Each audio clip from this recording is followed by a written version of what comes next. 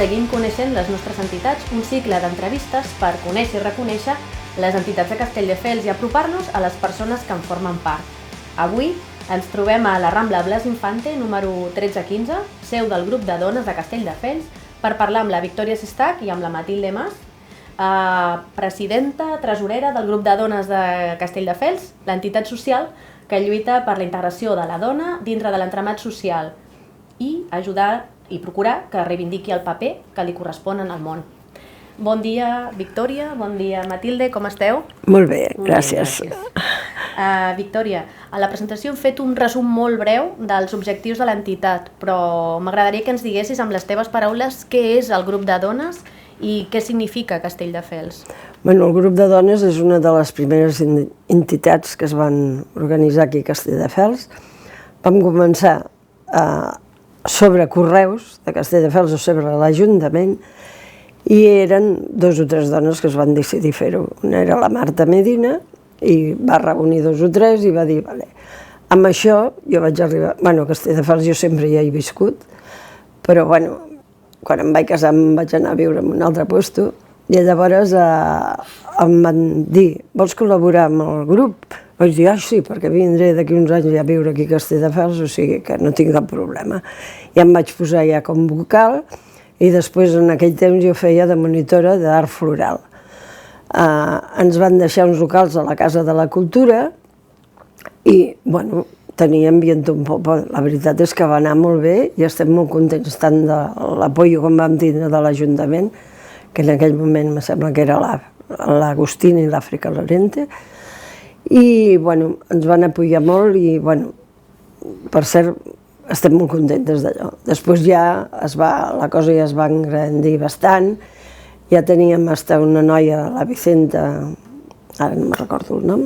Otto Lara, i aquesta feia de cuinera, o sigui, ens feia classes de cuina, que era excel·lent, que ara me sembla que viu a Gavà. Jo va tindre de deixar per problemes familiars.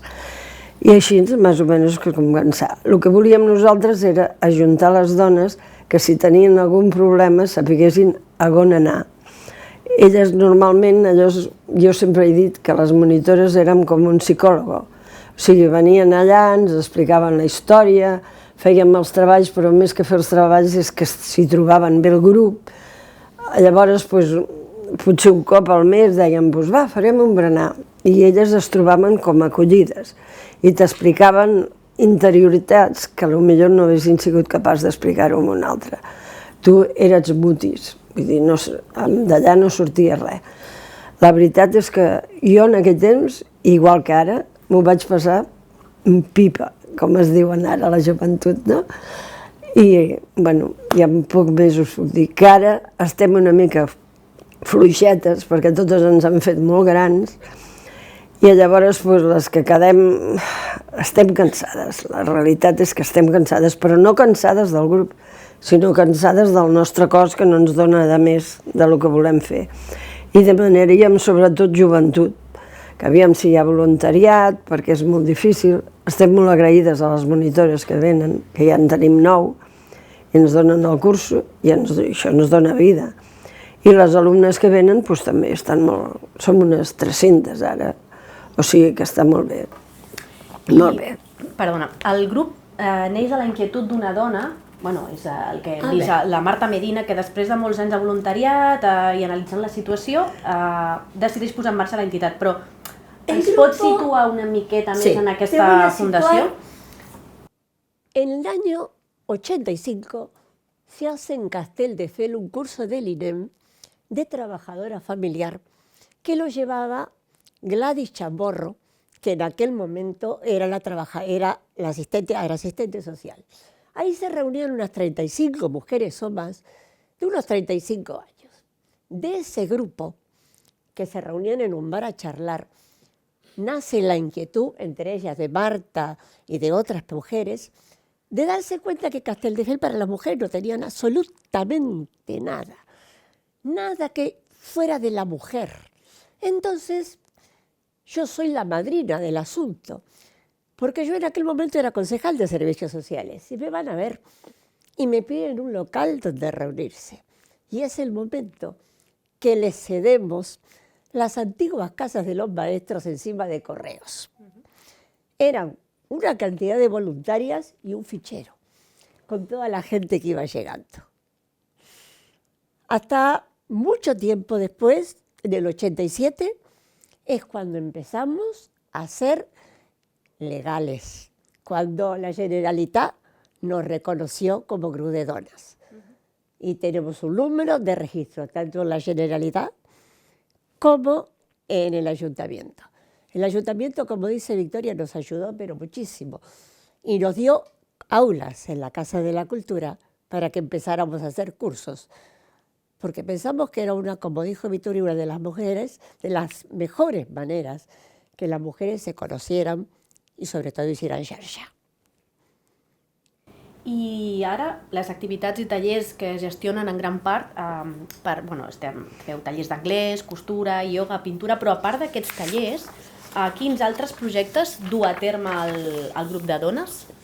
Bueno, volíem fer de tallers n'hi ha molt més, perquè tenim pintura, ara hem començat tai chi. Sí, però això era com... Sí. He fet una introducció no de tot el que feu, sinó és més aviat de dir fem aquestes activitats de dinamització, per dir-ho d'alguna manera, però a part d'això feu altres projectes, no? Com el Consell de Dones, etc. Això era una mica... Estem associats al Consell de Dones i després el 8 de març i el 25 de novembre, que són les dues fetges més senyalades, aquestes participem primer en una xarra. Aquest any me sembla que es farà la xarra contra la violència vicària, que no sabem encara el dia exacte, però es farà a les fetges del 8 de març. I es farà segurament aquí en el grup. Encara no se sap perquè això ho tenen de decidir els horaris al Consell de la Dona i tal. Després amb xarles la Núria Milà ens ajuda molt com a abogada i després fèiem excursions, però ara ja t'he dit, com que ara ja ens han fet grans, ens costa una mica fer l'excursió.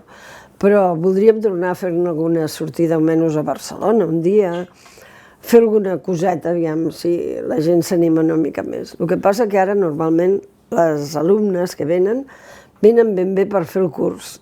No les fem entendre que això és un voluntariat i que tindrien d'integrar-se més i participar, perquè també fem els mercadillos solidaris. I clar, els mercadillos solidaris cada any és per diferent associació. Ens agradaria poder donar-los més, però és que no es ven més. Vull dir, no es ven ara el que es venia abans. Abans posaves el mercadillo a la plaça, el dia et deien i bueno, allò era molt agraït. I ara els hi costa a la gent vindre. No sé si és perquè es fa una mica massa d'hora, mirarem de fer-ho més tard aquest any. Però no crec, jo crec que tot és l'evolució. La joventut també esteu molt, com es diríem, no teniu temps per tot, perquè si esteu casats teniu de treballar els dos, després arribar a casa i tal, no esteu per anar a fer voluntariats, normal, però encara queda gent que sí, que ho faria. I com hem dit abans, aquestes activitats, tallers, que tenim tot un recull del que està actualment, en gran part es gestionen a través del voluntariat. Sí. Quins són o quins perfils són els que col·laboren en aquest tipus de... Las profesoras que tenemos es un perfil de una persona ya un poco mayor de 40, puede que ahora entre alguna... Tenemos una chica más joven que está haciendo pilates y puede que entre otra chica joven que va a hacer manualidades, pero el perfil es mujeres de más de 40, que ya no tienen muchas obligaciones familiares, que los hijos ya han crecido, que el nido lo tienen vacío, y entonces encuentran un aliciente en venir a ayudar a otras mujeres y sobre todo a enseñar lo que saben, a que sus cosas no desaparezcan, como nos han desaparecido, por ejemplo, bolillos, que después de la pandemia, desgraciadamente, muchas de las personas que venían o murieron o dejaron de venir por susto, porque eran gente muy mayor. Es una pena porque es una cosa que se está perdiendo, pero seguimos haciendo. Todo el primer domingo de mayo, la trobada de puntairas, que se empezó hace muchísimos años y es una cosa que no queremos dejar perder. I ara, pel que fa als drets de les dones, una mica l'origen d'aquesta entitat, creieu que hem avançat respecte al moment en què es va crear l'entitat? Home, doncs sí.